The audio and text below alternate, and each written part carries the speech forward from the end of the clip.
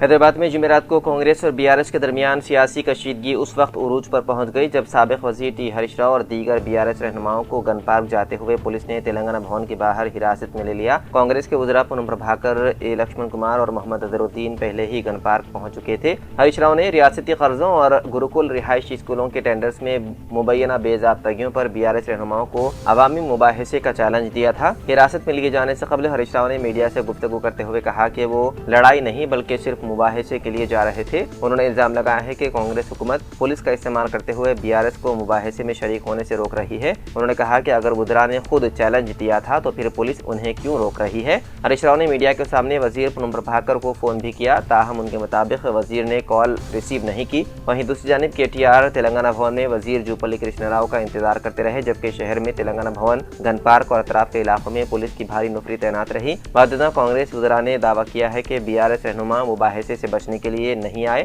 جبکہ BRS نے الزام لگایا ہے کہ انہیں پولیس نے زبردستی راستے میں روک کر حراست میں لے لیا۔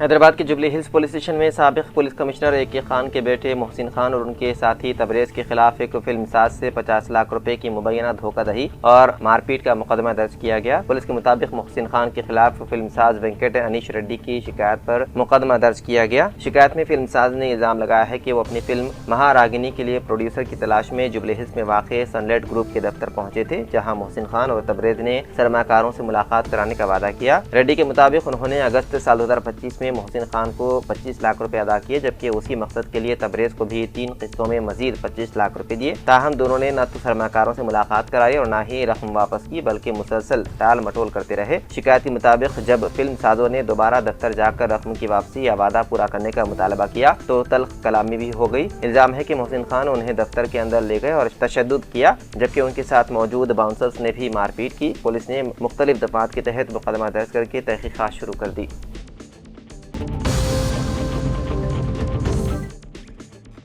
حیدرآباد کے پرانے شہر میں گریٹر حیدرآباد میونسپل کارپوریشن کے عہدیداروں نے جمعرات کی صبح مدینہ بلڈنگ سے پرانا پل تک فٹ پاتھ تجاوزات ہٹانے کی مہم چلائی۔ کارروائی کے دوران کئی دکانوں کے باہر نصب شیڈز کو منہدم کر دیا گیا۔ امن و امان برقرار رکھنے کے لیے موقع پر پولیس کی بھاری نفری تعینات کی گئی تھی۔ اس کارروائی سے متاثر ہونے والے متعدد دکانداروں نے شدید ناراضگی کا اظہار کیا۔ بعض تاجروں کا کہنا تھا کہ ان کی دکانوں کے شیڈز گزشتہ تقریباً 80 برس سے موجود تھے۔ تاجروں نے الزام عائد کیا ہے کہ انہیں کارروائی سے قبل انہیں کسی قسم کا نوٹس یا پیشگی اطلاع نہیں دی گئی۔ انہوں نے یہ سوال بھی اٹھایا کہ کیا قانون صرف چھوٹے تاجروں کے خلاف ہی نافذ کیا جا رہا ہے۔ متاثرہ دکانداروں نے حکومت سے مطالبہ کیا ہے کہ انہدامی کارروائی کی غیر جانبدارانہ تحقیقات کرائی جائے اور جن تاجروں کو نقصان پہنچا ہے انہیں مناسب معاوضہ فراہم کیا جائے۔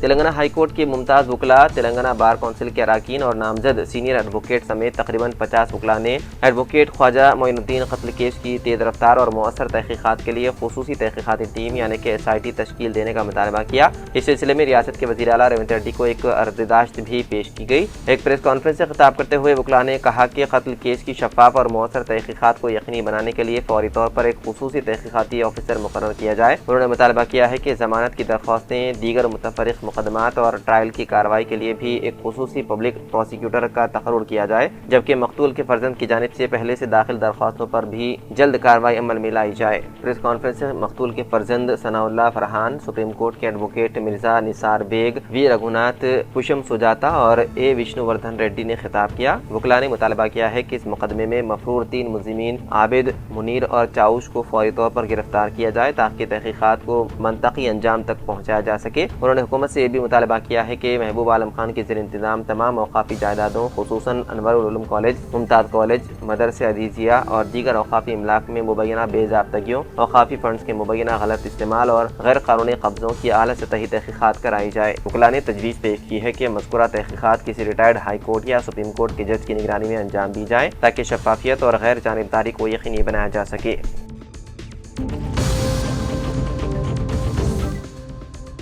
ریاست تلنگانہ کے بھدراچلم کے قریب ایک خاتون نے دریائے گوداوری میں چھلانگ لگا کر خودکشی کی کوشش کی۔ آس پاس کے ماہی گیروں نے فوری طور پر چوکسی اختیار کرتے ہوئے اسے پانی سے نکال کر کنارے پر لے گئے۔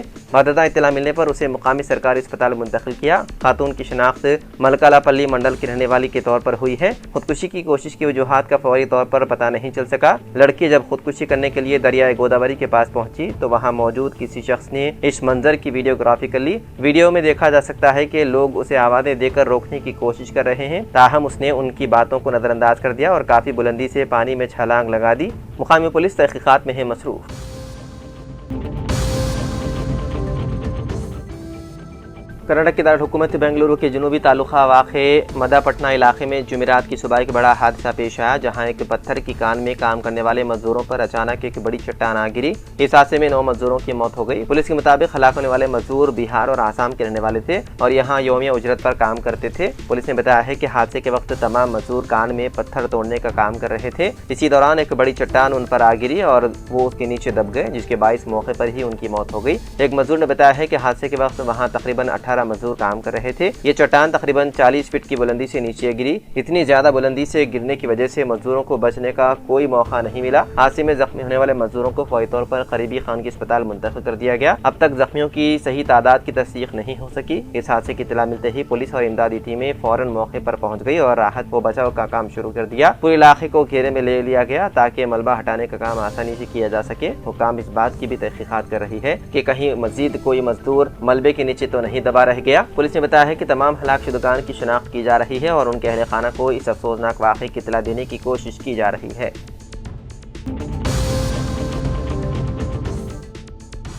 حیدرآباد کے نامپلی علاقے میں واقع حبیب نگر پولیس اسٹیشن حدود میں ایک بڑی چوری کی واردات پیش آئی، جہاں نامعلوم سارقوں نے ایک مکان سے تقریباً 20 تولے سونے کے زیورات، 15 تولے چاندی کے زیورات اور نقد رقم کی چوری کر لی۔ پولیس کے مطابق یہ مکان شیخ اکبر محی الدین کی ملکیت ہے، جو گزشتہ ہفتے اپنے ارکان خاندان کے ساتھ عمرہ کی ادائیگی کے لیے سعودی عرب روانہ ہوئے تھے۔ سارقین گھر کے دروازے کا ہینڈل توڑ کر اندر داخل ہوئے، واردات انجام دی۔ چوری ہونے والے سونے کے زیورات میں تقریباً 7.5 تولے کا ہار، 3.5 تولے کی چوڑیاں، 2 تولے کا منگل سوتر اور تقریباً 3 تولے وزنی 6 سونے کی انگوٹھیاں شامل ہیں، جبکہ مجموعی طور پر تقریباً 20 تولہ سونا چوری ہونے کی اطلاع ہے۔ اس کے علاوہ تقریباً 15 تولے چاندی کے زیورات اور نقد رقم بھی چوری کر لی گئی ہے۔ اطلاع ملتے ہی آصف نگر کے اے سی پی، حبیب نگر کے S H O, detective inspector اور کلوز ٹیم موقع پر پہنچ گئے۔ پولیس نے جائے واردات کا معائنہ کیا، فورنسک شواہد اکٹھا کیا اور مقدمہ درج کر کے تحقیقات شروع کر دی۔ پولیس سی سی ٹی وی فوٹیج اور دیگر شواہد کی مدد سے ملزمین کی شناخت اور گرفتاری کے لیے مختلف زاویوں سے تحقیقات کر رہی ہے۔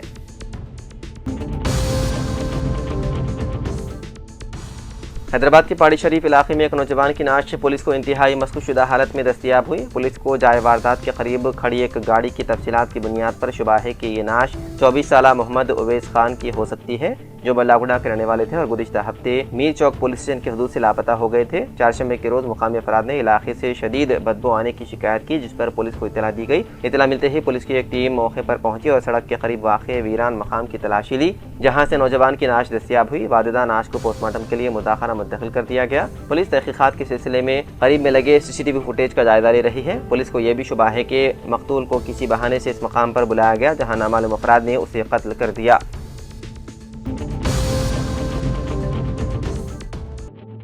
سینٹرل الیکشن کمیشن کی جانب سے شروع کیے گئے ووٹر لسٹوں کی نظر ثانی کے اہم ترمیم مشین کو حیدرآباد کے سست اور لاپرواہ بی ایل اوز نے مذاق بنا کر رکھ دیا ہے۔ ایک چونکا دینے والی رپورٹ کے مطابق گھر گھر جا کر شفاف طریقے سے انیمیشن فارمز تقسیم کرنے کے بجائے بیشتر بوتھ لیول آفیسرز نے اپنی سستی اور سیاسی دباؤ کی وجہ سے ووٹر رجسٹریشن فارم براہ راست سیاسی جماعتوں اور مقامی قائدین کے حوالے کر دیے۔ اس سنگین لاپرواہی کے نتیجے میں حیدرآباد کی اصل اور اہل ووٹرز اپنے فارمز حاصل کرنے کے لیے الیکشن کمیشن کے عملے کے بجائے سیاسی جماعتوں کے دفاتر اور مقامی قائدین کے گھروں کے چکر کاٹنے پر مجبور ہیں۔ یہ خطرناک رجحان حیدرآباد کے پرانے شہر کے 7 اسمبلی حلقوں کے ساتھ ساتھ دیگر اسمبلی حلقے جات، کوکٹ پلی، شیلنگم پلی، جبلی ہلز، مشیر آباد، سکندرآباد کنٹونمنٹ اور قطب اللہ پور جیسے اہم ترین مقامات میں واضح طور پر سامنے آئے ہیں۔ اسمبلی حلقے ملک پیٹ چھاونی ڈویژن میں ایک ووٹر نے اپنے انتخابی فارم کے لیے بی ایل او کو فون کیا تو بی ایل اے نے ایک خانگی اسکول کے پاس موجود مجلس کے دفتر سے فارم حاصل کرنے کا رائے دہندوں کو مشورہ دیا۔ پرانے شہر کے بیشتر اسمبلی حلقوں میں یہی صورتحال ہے اور انتخابی اعلیٰ عہدیدار محض تماشائی بنے بیٹھے ہیں۔